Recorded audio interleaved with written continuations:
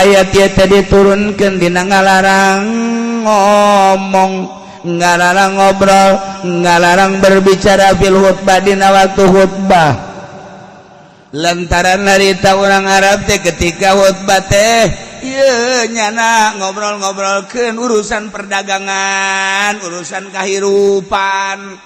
Keur khutbah teh bising, maka turunlah ayat wa idza quri'al Qur'an fastami'u. Nu mantak dibahasakeunana Al-Qur'an padahal mah khutbah lantaran di jero khutbah teh aya Qur'anan ceuk sakaol mah Qur'an secara mutlak. Aya deui jelema keur salat urang Arab di Madinah begitu keur salat ngarobrol. Nah eta ngalobrol teh ngaganggu kana salat. Maka dicarekan ku Gusti Allah turun ayat ieu wa idza quri'al Qur'an. Pan keur salat teh baca Qur'an. Baca Qur'an. Bismillahirrahmanirrahim. Alhamdulillahirabbil alamin. Qur'an. Surat kadituna. Bismillahirrahmanirrahim. Qul a'udzu birabbin nas. Qur'an. Eta teu meunang aya nu ngomong. Mantak cek mazhab Hanafi mah, cek mazhab Hanafi teu kudu baca Fatihah acan makmum lamun imam kadenge Fatihah. Teu kudu. Urang salat magrib kan kadenge Fatihahna. Allahu akbar imam.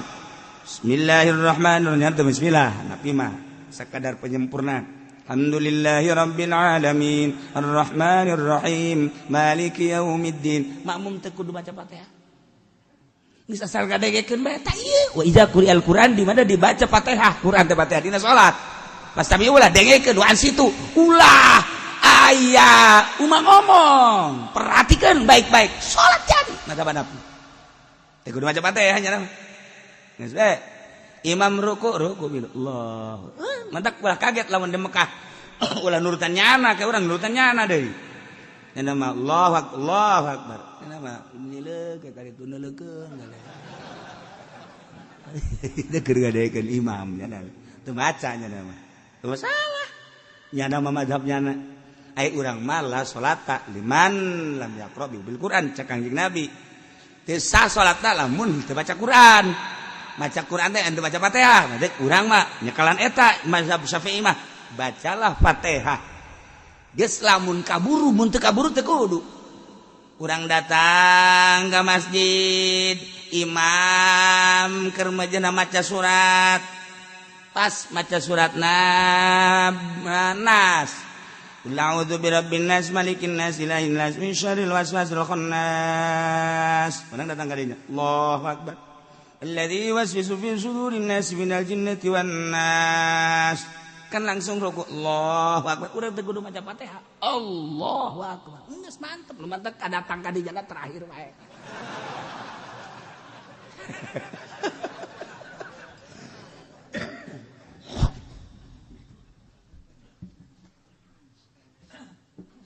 teh kudu tapi aya nu maca Quran haram. Ketika aya jelema keur salat Allahu akbar jahar atawa sir. Jahar magrib isya subuh. Sir zuhur asar. Allahu akbar zuhur. Bismillahirrahmanirrahim. Aya di sisi maca Quran a'udzubillahi minasyaitonir rajim. Bismillahirrahmanirrahim. Yasin. Itu keur salat haram maca Quran. Lain maca Quran haram gandengna wae. Taswis. Eta siga hade. Urang aya nu salat maca Quran gandeng macana. Dilagamkeun deui. Bismillahirrahmanirrahim.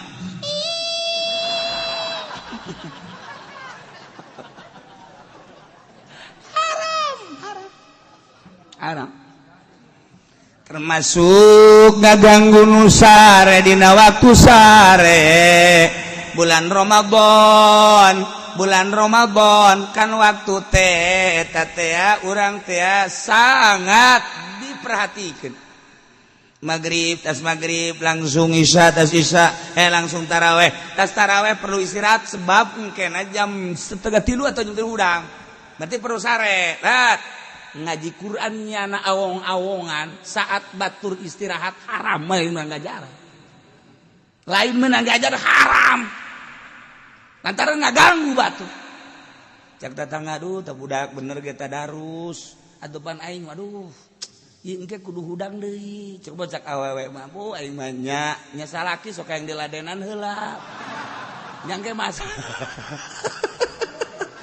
leuwih berat awewe mah leuwih berat masyaallah engke jam 2 kudu hudang masak abi eta gandeng bae deui di masjid baca Quran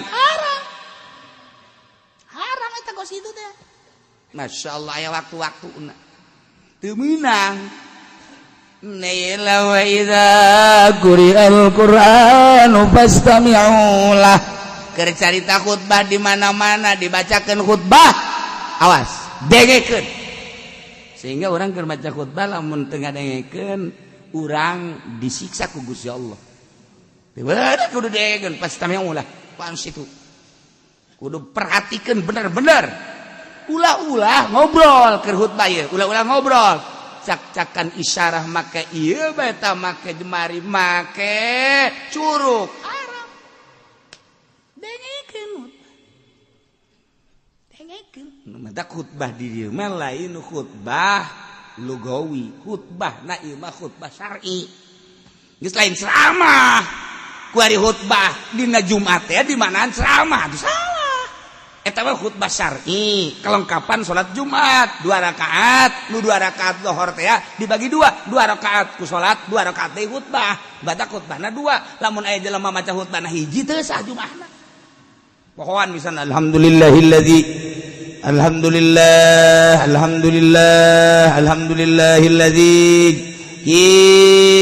jalla wa ala ahmaduhu liyamin ayati wal ala ashkuruhu syukran wa fi'an minal bala atubu ilaihi min kulli masyatin qala wa fi'la asyhadu an la ilaha illallah wa muhammadur rasulullah terus a'udzubillahi minasyaitonir beres ngan sahiji doa ngaju Allahumma ighfir lil mu'minina wal mu'minat wal muslimin wal muslimat Jumat teh sah kudu 2 khutbah sebab da ganti salat zuhur 4 rakaat nu 2 jadi salat nu 2 jadi khutbah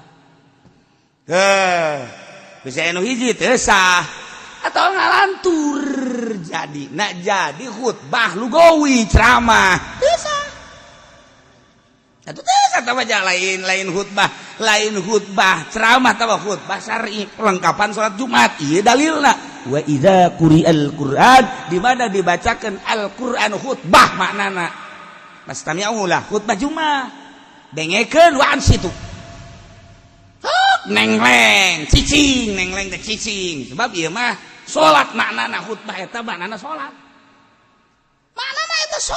das lamun dibacakan saudara-saudara sekalian hari ini adalah hari kemerdekaan 17 Agustus dengan demikian marilah kita khutbah Agustus dibawa ke masjid tolol bener deh sakitu ana mah geus teu masalah lah maka kita tingkatkan KB keluarga berencana aja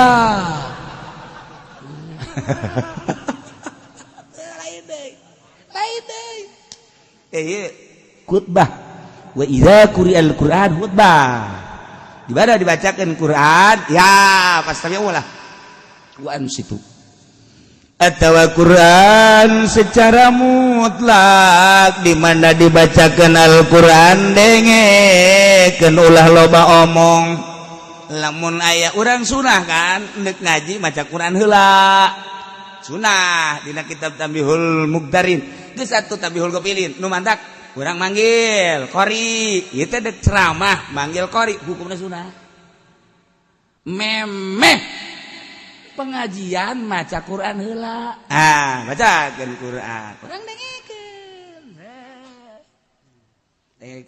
lupa tali jeung pengajian tali jeung pengajian ieu teh deuk pengajianana muludan oh berarti wa ma arsalnaka geus ledeg da wa ma arsalnaka oh iya Rajab subhanalladzi asra oh ieu teh deuk pertikahan wa min ayatihi eta sunah os kitu surang dengekeun ulah ngarobrol dengekeun ieu teh kan mukjizat Masya Allah lamun mujizat geus dibacakeun haji urang ngalantur berarti urang kahijab antara urang jeung mujizat ketika mujizat asup set ka diri urang ngadengekeun asupna ka mata nundutan berat teuing mujizat teh